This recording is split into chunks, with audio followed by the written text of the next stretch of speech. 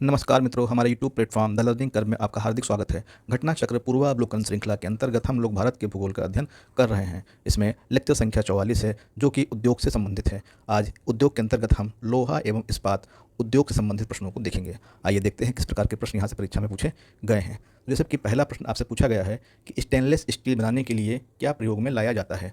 तो ऑप्शन जो आपको दे रहा है वो दे रहा है क्रोमियम और निकेल। ऑप्शन ए दे रहा है क्रोमियम और निकेल, बी दे रहा है निकेल और तांबा, सी दे रहा है क्रोमियम और ग्रेफाइट, डी दे रहा है बेंजीन और एसीटीन।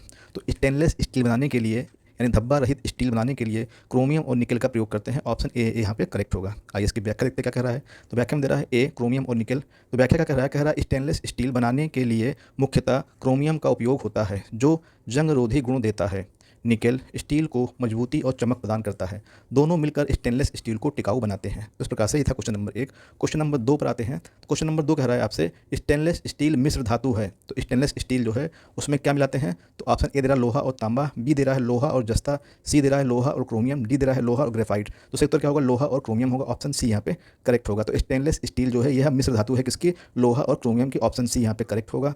व्याख्या में कह रहा है स्टेनलेस स्टील एक मिश्र धातु ने एलॉय है। इसमें मुख्य रूप से लोहा और क्रोमियम होता है। क्रोमियम जंग से बचाने में सहायता करता है, हेल्प करता है। फिर चलते हैं क्वेश्चन नंबर 3 पर। क्वेश्चन नंबर 3 कह रहा है जंग रहित स्टील बनाने में लोहे के साथ प्रयुक्त होने वाली महत्वपूर्ण धातु कौन सी है। तो वो है आपकी क्रोमियम। अभी हमने देखा था क्रोमियम के कारण ही लोहे में जंग नहीं लगती है, स्टील में जंग नहीं लगती है। तो ऑप्शन बी यहाँ पे करेक्ट होगा। आइए देखते हैं क्या है इसकी व्याख्या। तो यहाँ पे ऑप्शन बी यहाँ पे सही है। कह रहा है व्याख्या में कि जंग रहित यानी स्टेनलेस स्टील बनाने के लिए क्रोमियम आवश्यक तत्व है। यह स्टील की यह स्टील की सतह पर ऑक्साइड परत बनाकर जंग को रोकता है। नेक्स्ट चलते हैं क्वेश्चन नंबर नेक्स्ट है आपका 4 नंबर क्वेश्चन है। कह रहा है भारत में कुछ लौह इस्पात संयंत्र पश्चिमी तट के पास क्यों स्थापित किए गए हैं। ऑप्शन ए कह रहा है परमाणु ऊर्जा उत्पादन के कारण। ऑप्शन बी कह रहा है गोवा व मध्य प्रदेश में उच्च गुणवत्ता के लौह अयस्क की उपलब्धता के कारण। सी कह रहा है अंतर्राष्ट्रीय मांग में कमी। डी कह रहा है स्पंज लौह तकनीक अपनाने के कारण। तो जो यहाँ पे सबसे सही उत्तर है वो है आपका ऑप्शन बी, गोवा और मध्य प्रदेश में उच्च गुणवत्ता के जो लौह अयस्क के खाने उपलब्ध हैं, इसी कारण से जो है पश्चिमी तट पर लौह इस्पात संयंत्र की स्थापना की गई है। तो ऑप्शन बी यहाँ पे करेक्ट होगा। तो आगे इसकी व्याख्या देखते हैं। कह रहा है बी गोवा व मध्य प्रदेश में उच्च गुणवत्ता के लौह अयस्क की उपलब्धता के कारण ऐसा है। तो व्याख्या में क्या कह रहा है, कह रहा है इस क्षेत्र में उच्च गुणवत्ता का लौह अयस्क उपलब्ध है। बंदरगाहों की निकटता निर्यात के लिए सुविधाजनक है, इसलिए इस्पात संयंत्र यहाँ स्थापित किए गए हैं। चलते हैं नेक्स्ट क्वेश्चन पे। क्वेश्चन नंबर 5 है। कह रहा है क्वेश्चन नंबर 5 भारत में इस्पात उत्पादन उद्योग को किसके आयात की आवश्यकता होती है। यानी भारत में जो लौह इस्पात उद्योग है वह किस चीज़ को आयात करता है, सोरा को, सेल फास्फेट को, कोकिंग कोयला को या सभी को। तो यहाँ से उत्तर क्या होगा, कोकिंग कोयला होगा। ऑप्शन सी यहाँ पे करेक्ट होगा। आइए देखते हैं। तो ऑप्शन सी यहाँ पे कोकिंग कोयला करेक्ट है। व्याख्या में कह रहा है भारत में कोकिंग कोयले की कमी है। इस्पात उत्पादन के लिए यह आवश्यक होता है, यानी इस्पात उत्पादन के लिए कोकिंग कोयला आवश्यक होता है। और जो कोकिंग कोयला होता है यह उच्च कोटि का बिटुमिनस कोयला होता है। इस कोयले को हवा की अनुपस्थिति में उच्च तापमान पर गर्म किया जाता है तो यह पिघलकर नरम और फूल जाता है। इसके वाष्पशील पदार्थ बाहर निकल जाते हैं और पीछे एक मजबूत छिद्रयुक्त ठोस कार्बन बचता है जिसे कोक कहा जाता है। तो कोक क्या है, कार्बन जो बचता है उसको हम कोक कहते हैं। और कार्बन का जो ये स्रोत होता है जो कोक होता है आपका। स्टील बनाने के लिए लोहे में सटीक मात्रा में कार्बन की आवश्यकता होती है जो कोक से प्राप्त होता है। तो इस प्रकार से कोकिंग कोयला जो होता है ये बहुत ही इंपॉर्टेंट होता है लौह इस्पात उद्योग के लिए, और इसे जो है ऑस्ट्रेलिया आदि देशों से आयात किया जाता है।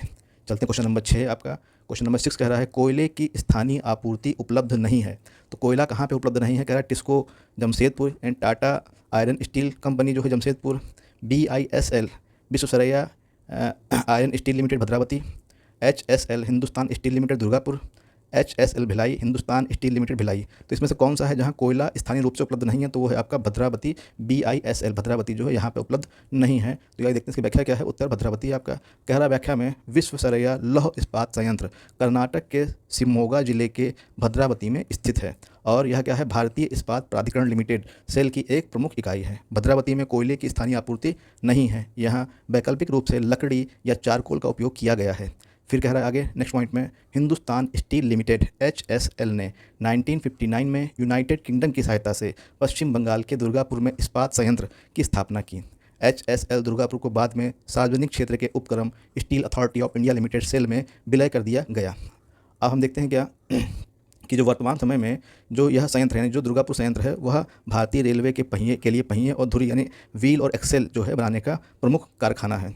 फिर जो HSL यानी हिंदुस्तान स्टील लिमिटेड भिलाई की स्थापना जो हुई थी, यह 1955 में हुई थी, जो सोवियत संघ यानी रूस की सहायता से दूसरी पंचवर्षीय योजना के दौरान की गई थी। तो इस प्रकार से ये इसकी महत्वपूर्ण जानकारियाँ थी। चलते हैं क्वेश्चन नंबर नेक्स्ट पर। क्वेश्चन नंबर नेक्स्ट क्या आपका 7 नंबर क्वेश्चन क्या कह रहा है निम्नलिखित में से कौन सा लौह इस्पात संयंत्र निम्नलिखित में से कौन सा लौह इस्पात संयंत्र लौह अयस्क और कोयले क्षेत्र के बीच स्थित है।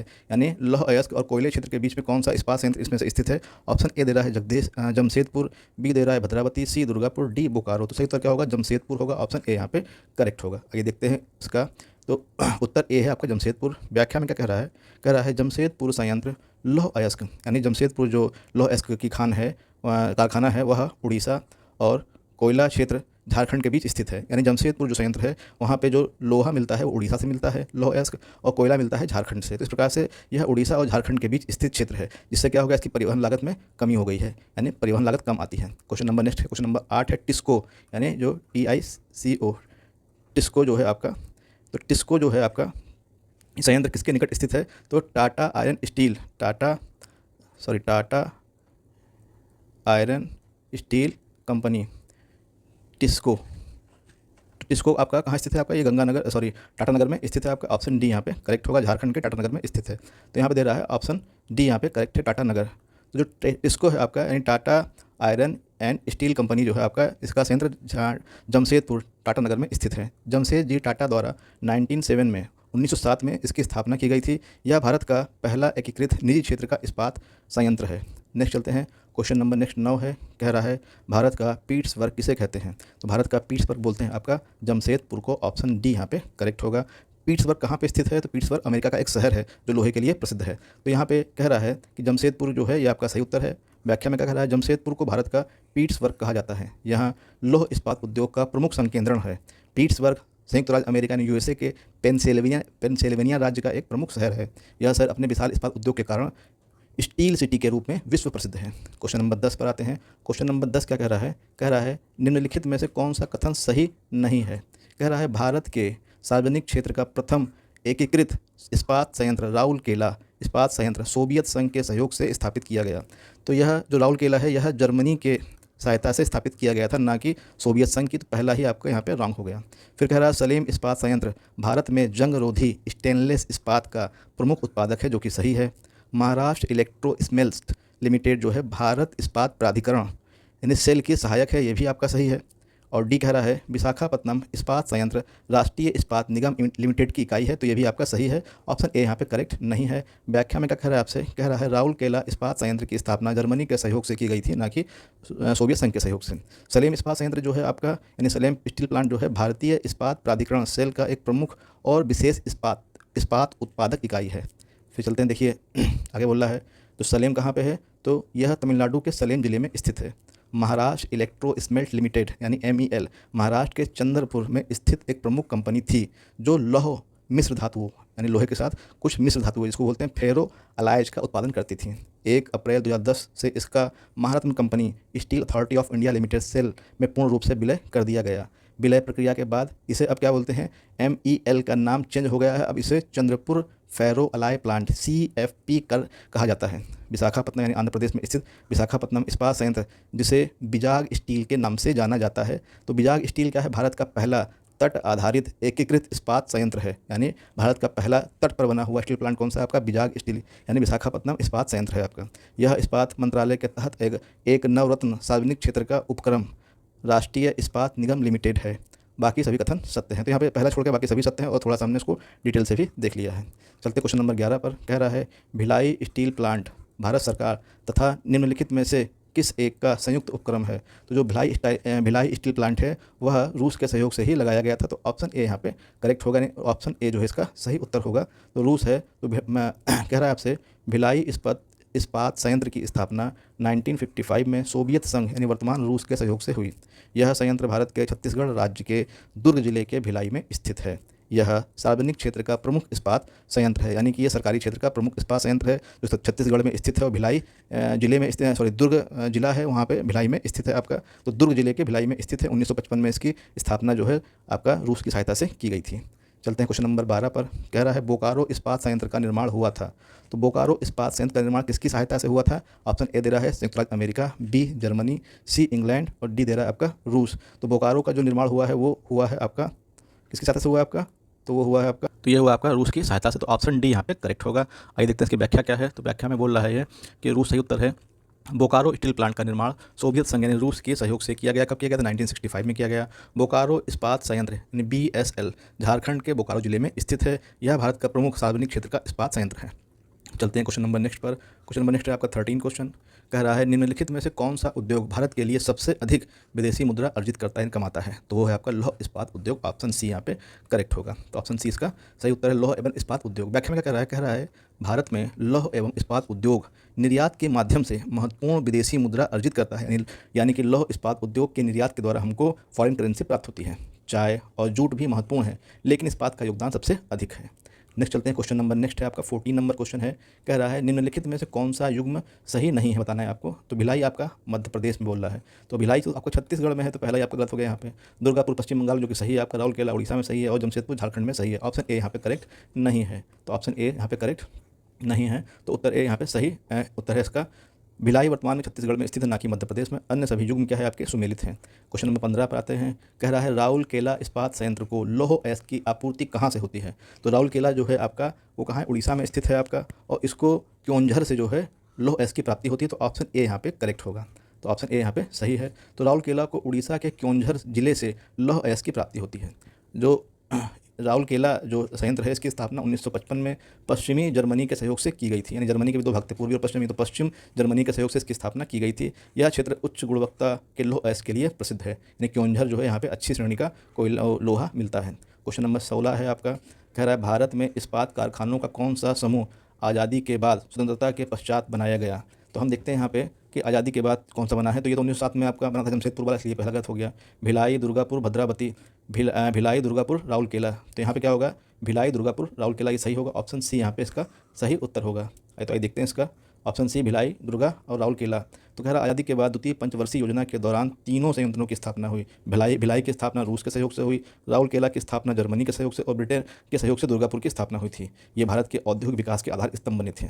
चलते हैं क्वेश्चन नंबर नेक्स्ट पर। क्वेश्चन नंबर नेक्स्ट आपको 17 नंबर क्वेश्चन।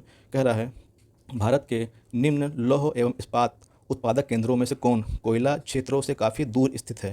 तो कोयला क्षेत्र से कौन सा है जो काफ़ी दूर स्थित है, हमको ये बताना है। तो यहाँ पे क्या होगा आपका? तो यहाँ पे जो आपका सही उत्तर होगा वो होगा भद्रावती। तो जो भद्रावती है आपका यह कर्नाटक में स्थित है और कोयला क्षेत्र से काफ़ी दूर है, इसीलिए यहाँ पे लकड़ी उकड़ी का उपयोग करके जो है काम करना पड़ता है। तो यहाँ देखिए कह रहा है बोकारो, दुर्गापुर, कुल्टी, आसनसोल कोयला क्षेत्रों यानी कि झारखंड पश्चिम बंगाल के आसपास स्थित हैं। तो बोकारो झारखंड में है, दुर्गापुर, कुल्टी, आसनसोल पश्चिम बंगाल में स्थित हैं। तो ये सभी क्या है? कोयला क्षेत्र के आसपास ही स्थित हैं। जबकि जो भद्रावती कर्नाटक का है यह कोयला क्षेत्र से काफ़ी दूर स्थित है, इसलिए इसे कोयला बाहर से मंगाना पड़ता है। क्वेश्चन नंबर 18 है आपका। कह रहा है निम्नलिखित लौह एवं इस्पात कारखानों में से कौन कच्चे माल क्षेत्र के समीप नहीं है? तो यहाँ कह रहा है आपसे जमशेदपुर, राउरकेला, दुर्गापुर और सलेम। तो यहाँ पे आपका जो ऑप्शन दे रहा है उसके अकॉर्डिंग देखते हैं। तो जो यहाँ पे ऑप्शन दे रहा है जमशेदपुर, राउरकेला, दुर्गापुर, सेलम, तो यहाँ पे सलेम होगा। ये तो जो सलेम है आपका ये होगा आपको तमिलनाडु में स्थित है और यह कच्चे माल के समीप स्थित नहीं है। आइए देखते हैं इसकी व्याख्या क्या है। तो कह रहा है सलेम होगा। सलेम तमिलनाडु में स्थित इस्पात संयंत्र यानी कच्चे माल, कोयला और लौह अयस्क के प्रमुख क्षेत्रों के समीप नहीं है। यानी सलेम इस्पात संयंत्र जो है वह कोयला और लौह अयस्क के प्रमुख क्षेत्रों के समीप नहीं है, जबकि जमशेदपुर, राउरकेला और दुर्गापुर मुख्य रूप से उड़ीसा, झारखंड और पश्चिम बंगाल के खनिज समृद्ध बेल्ट में स्थित हैं। चलते हैं क्वेश्चन नंबर नेक्स्ट है आपका 19 क्वेश्चन है। वर्ष 2022 के प्रारंभ में कौन सा देश इस्पात उत्पादन में विश्व में सबसे ऊपर रहा, सबसे अग्रणी रहा है? तो सबसे अधिक इस्पात उत्पादन में रहा है चीन। आपका ऑप्शन ए करेक्ट होगा। जबकि भारत क्या है? दूसरे स्थान पर रहा है। तो यहाँ पे व्याख्या में दे रहा है कि चीन विश्व का सबसे बड़ा इस्पात उत्पादक देश है। इसके बाद दूसरे स्थान पर भारत आता है, तीसरा स्थान जापान का है। और जो ये आंकड़े हैं ये आंकड़े वर्ल्ड स्टील एसोसिएशन के द्वारा जारी किए गए हैं। तो इस प्रकार से हमने यहाँ पे सभी महत्वपूर्ण प्रश्न देखे जो कि अब तक परीक्षा में यहाँ से पूछे गए थे। धन्यवाद।